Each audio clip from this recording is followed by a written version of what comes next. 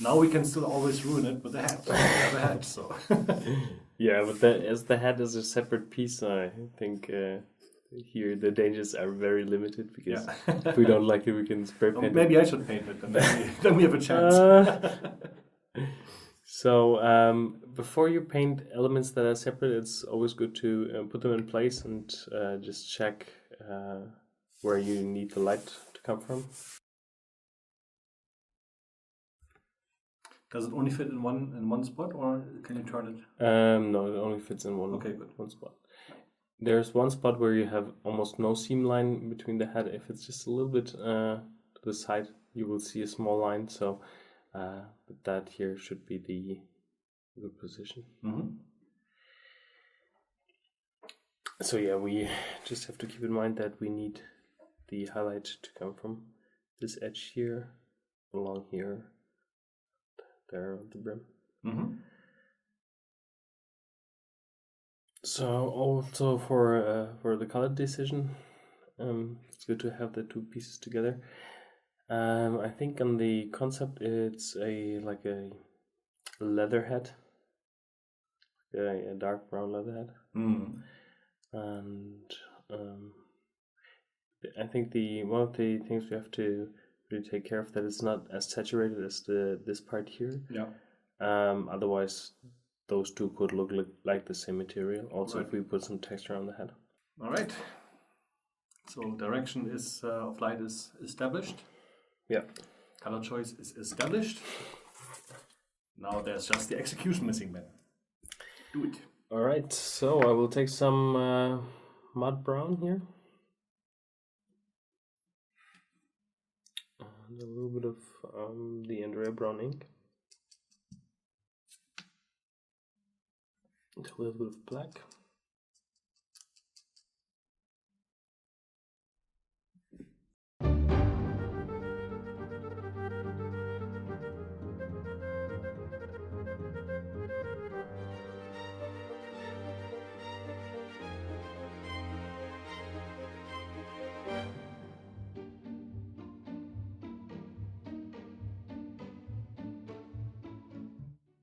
Leather is one of the most fun parts to paint, I think. It's actually very simple and it looks good.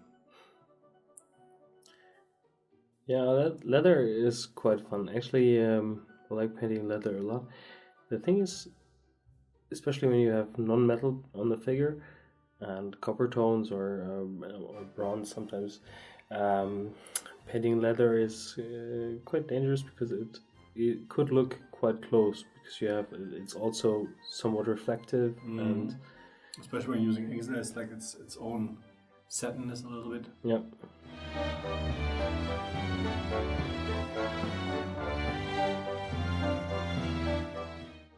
Yeah, you can actually see that. There's a complete layer of brown on there, but it just basically broke that black a little bit. Yeah, it's pretty dark. And you will see a lot stronger the difference once I add white for highlights.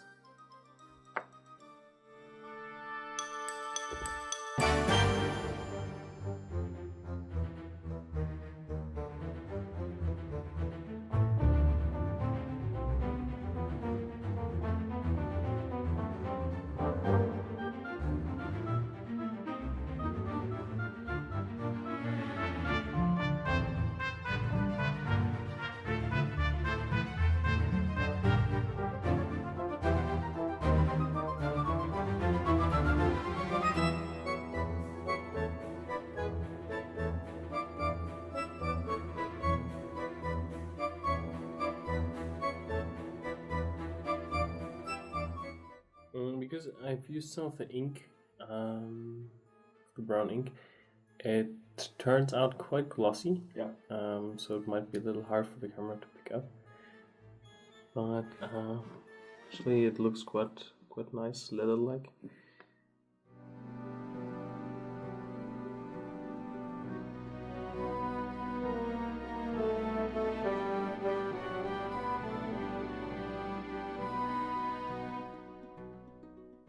Using ink in leather is generally not a bad idea because of that. It gives that material just a little sheen that you don't have otherwise. But here in the studio we have 6 lamps, and of course that satin just picks up from every angle. Yeah. It's so you don't really see the results as clearly as you can see with your eye. It'll become a little clearer as soon as the contrast increases, but just bear that in mind.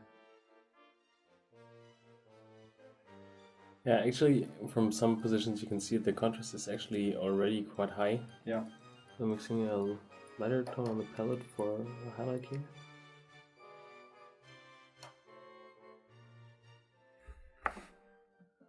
And back to the original tone.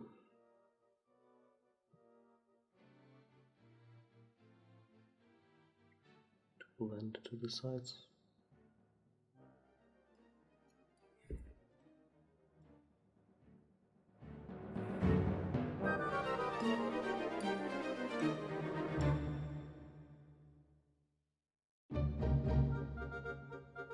Yeah.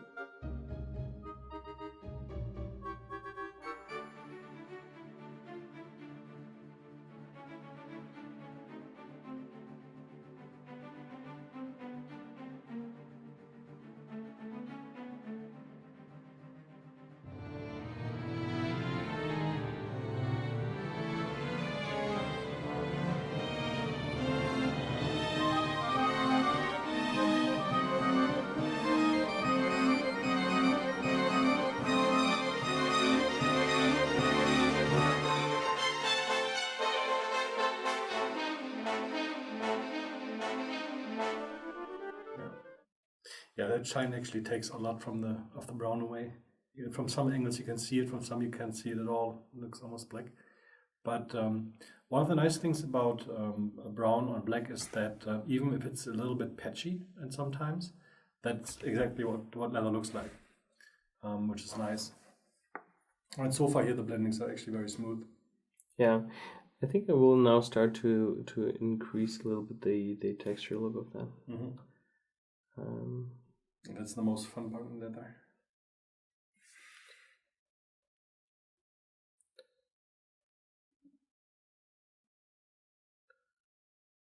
So I'm trying to draw very fine lines and small dots, a little bit like we did previously on the metal parts, such as the shoulder pad. But more also along the edge to make it look a bit worn and rougher towards the edge.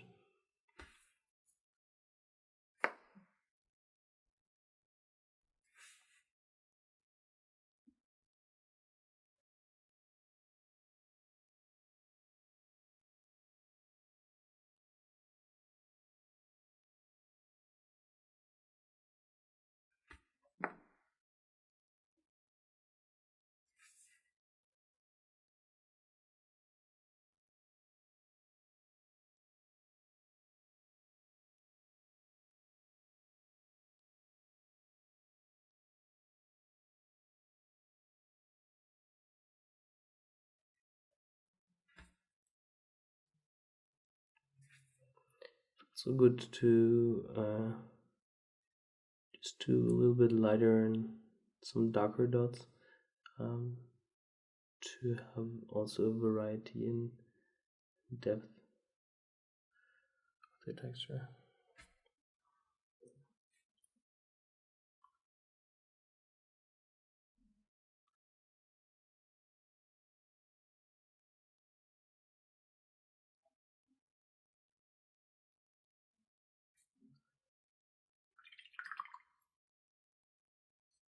I want to put it on the figure to check back how strong the contrast is with the rest of the figure. Maybe even the wooden block was a little light in the camera, just killed it a little bit. Yeah, you can see it much better now.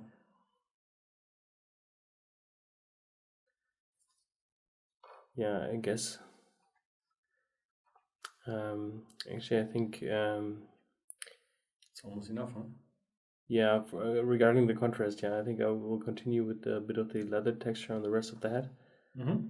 But as that is a little hard to see, I think I might do that off cam because on Yeah. the woodblock it's very hard to see. Yeah. And we'll be back once I've glued the head actually on there, and we paint the feathers and the little band. Yeah, we do that on cam again.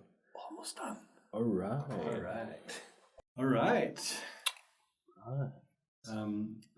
You've added a lot of more textures, like little scratches and dots, and you can actually see this really well on the camera right now. Yeah. And yeah, that makes the head look really good. Also, the brim of the head, especially in the front, you've added a little more highlight. Yeah. And here around that edge. That's what I meant, yeah. I dotted that. You can see it's not a consecutive line all over the edge in the middle, just to also have that textured feel to it. Yeah.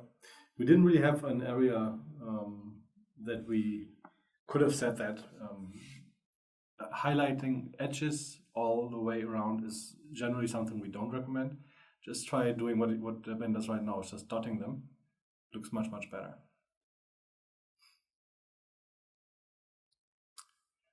Okay. Now for that little band around the head.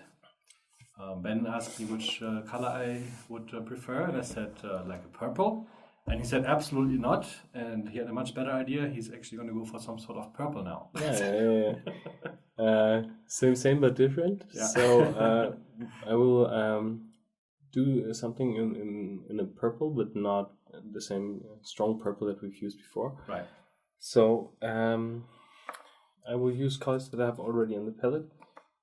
I will use some red and some dark sea blue.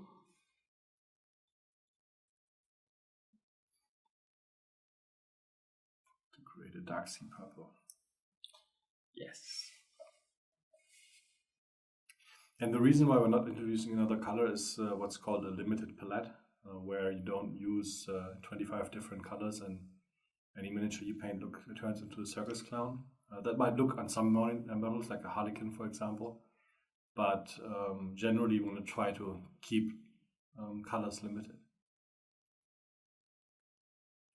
Like here on this miniature, I'd say there's 4 main colors. There's of course the blue, but then we have the gold and the silver. Well, the silver is also kind of a blue. We have the purple from the sash, and then this off-white. Those are the main colors. And then of course the brown head, I guess, is the exception.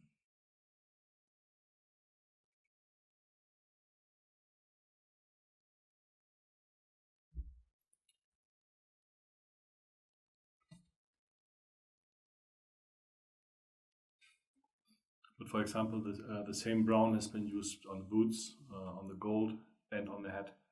So there's always a combination of similar colors for different elements.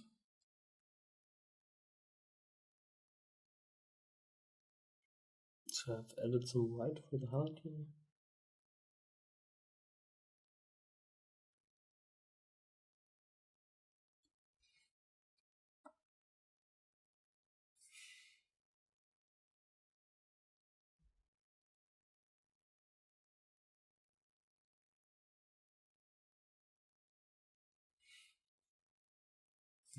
Darker color. Salt.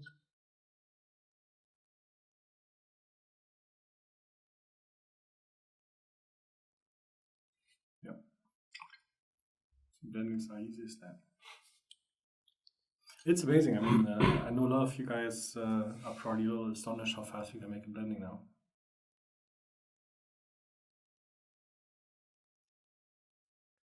And here, just a bit brighter on the top.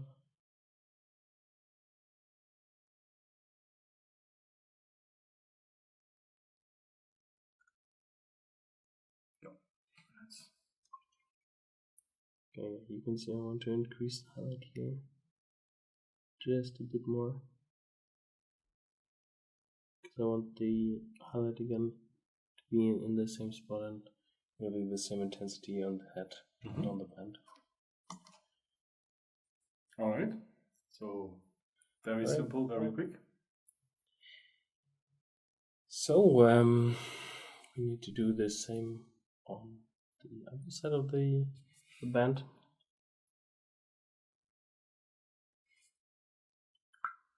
Okay. Now the feathers. The feathers. Paint them in rainbow colors. Like Yeah, everything on the band. exactly. It's a parrot. No, but I think I will also paint them in off-white. Yeah. Also because they're rather big compared to the rest of the model. Mm-hmm. And I don't want to introduce a strong color there. Mm-hmm. We'll go for a gray, a warm gray tone.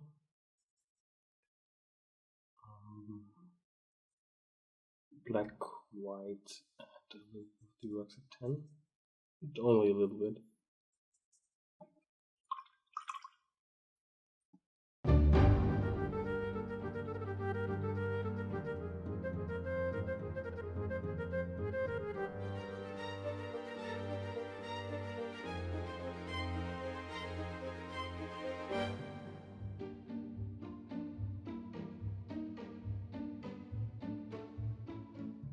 A bit darker here for the lower side.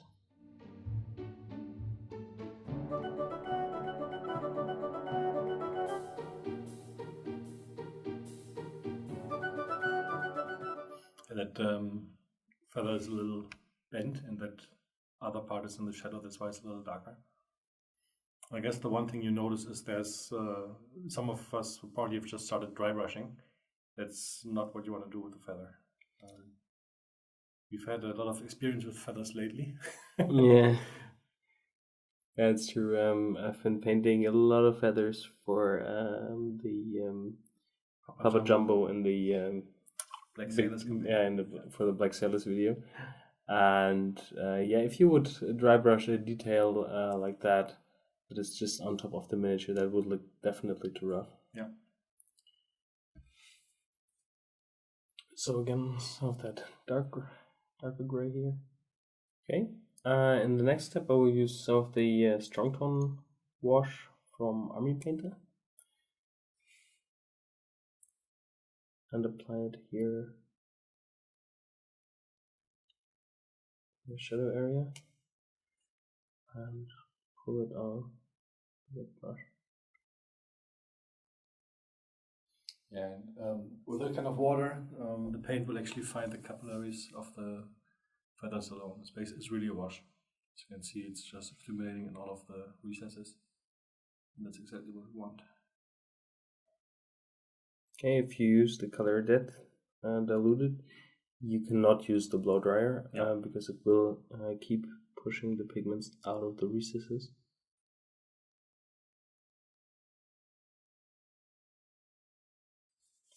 So you need to let that dry just on its own. Mm-hmm. Okay, we'll take some of the light gray that we've used before and use that as our highlight color.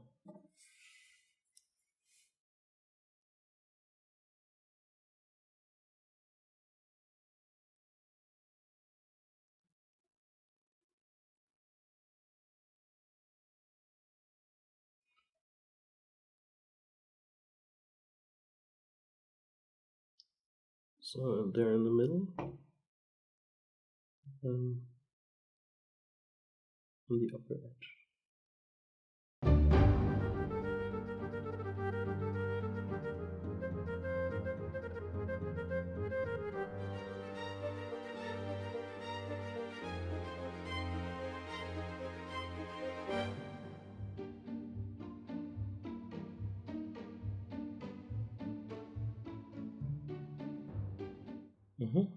So we'll just continue with a little bit darker highlights here on the lower one. And I think the on the first side that Ben painted, you see how the volume was also created, that the lightest point is kind of the part that is in the middle, and it's mostly bent towards the light. And that really creates a lot of volume. Yeah. The lower part is equally in shadows. It's almost straight, so it's all the same color. All right. I think we'll let you you want to do the... I can do the rest of them because Michael just mentioned actually the most important thing is that here worked brighter to create that round shape. For the feather, I will do the same on this part here, but it's like all the same. Yeah. All right, we're back after the feathery work. All right.